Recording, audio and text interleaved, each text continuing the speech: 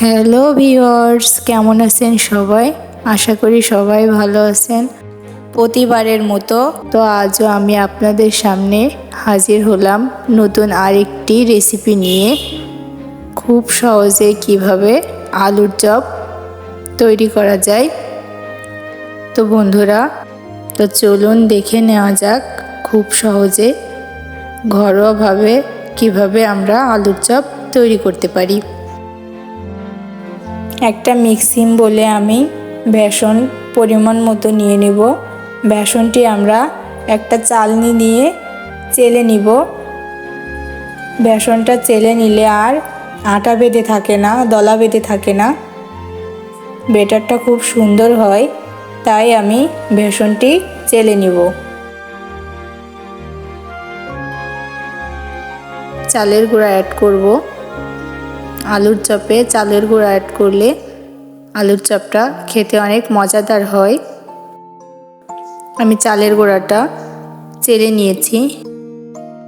এখন স্বাদ মতো লবণ দিয়ে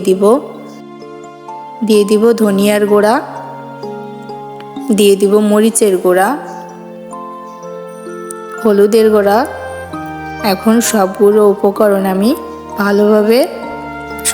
উপকরণ আমি ভালোভাবে মিশিয়ে নিচ্ছি। দেখুন বন্ধুরা, আমি সবগুলো উপকরণ এভাবে চামচ দিয়ে ভালোভাবে মিশিয়ে নিচ্ছি। এখন আমি অল্প অল্প করে পানি অ্যাড করব। সম্পূর্ণ পানি দিব না, অল্প অল্প করে অ্যাড করব। সম্পূর্ণ পানি একেবারে দিলে ব্যাটারটা পাতলা হয়ে যেতে পারে, তাই আমি অল্প অল্প করে পানি দিয়ে দিব।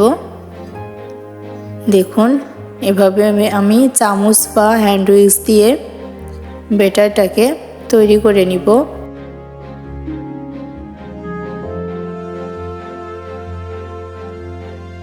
এখন আমি আঙ্গুল দিয়ে দেখছি।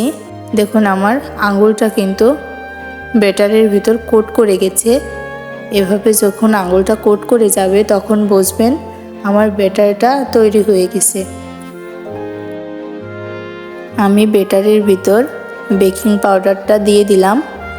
বেকিং পাউডারটা দেওয়ার জন্য আমার আলুর চপগুলো ফুলে উঠবে, চুপসে থাকবে না, ভালোভাবে ফুলে উঠবে এবং খেতেও খুব মজাদার হবে। আমি ভালোভাবে বেকিং পাউডারটা ব্যাটারের সাথে মিশিয়ে নিয়েছি। আমি আগে থেকে আলু সেদ্ধ করে মেখে নিয়েছি। এখন আমি আলুতে পেঁয়াজ কুচি, মরিচ কুচি, ধনিয়ার গুঁড়া, হলুদের গুঁড়া, মরিচের গুঁড়া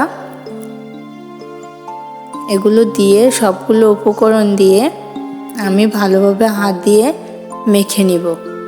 দেখুন ভালোভাবে হাত দিয়ে আমি মেখে নিচ্ছি। এখন পরিমাণ মতো লবণ দিয়ে দিব।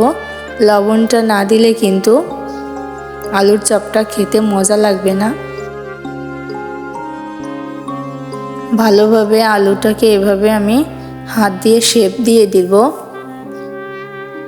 দেখুন আমি এভাবে সবগুলোকে শেপ দিয়ে নিলাম।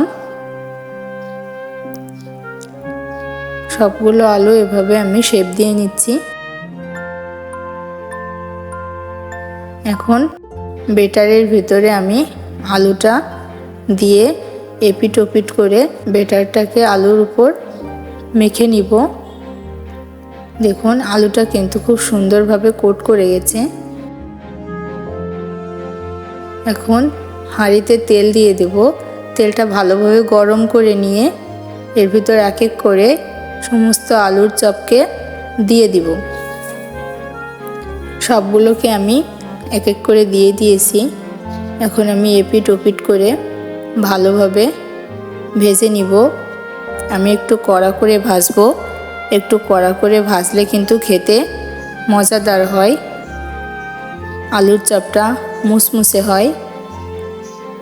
দেখুন তো বন্ধুরা, আমার ভিডিওটি ভালো লাগলে অবশ্যই লাইক, কমেন্ট, শেয়ার করবেন। নতুন নতুন ভিডিও পেতে আমার চ্যানেলটি সাবস্ক্রাইব করে দিবেন। দেখুন আমি এপিট ওপিট করে ভালোভাবে ভেজে নিচ্ছি। একটু মুসমুসে করে ভাজতে হবে। ইফতারিতে আলুর চপটি খেতে কিন্তু খুবই মজা। দেখুন আমার সবগুলো চপ ভাজা হয়ে গেছে। এখন আমি এক এক করে উঠিয়ে নিচ্ছি।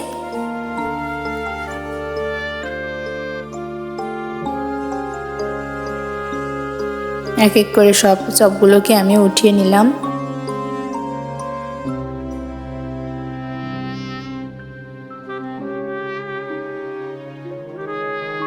দেখুন আমার চপগুলো দেখতে কিন্তু খুবই লোভনীয় লাগছে, খেতেও কিন্তু অনেক সুস্বাদু ছিল। তো বন্ধুরা, আজ এ পর্যন্তই। দেখা হবে আগামী ভিডিওতে। আল্লাহ হাফেজ।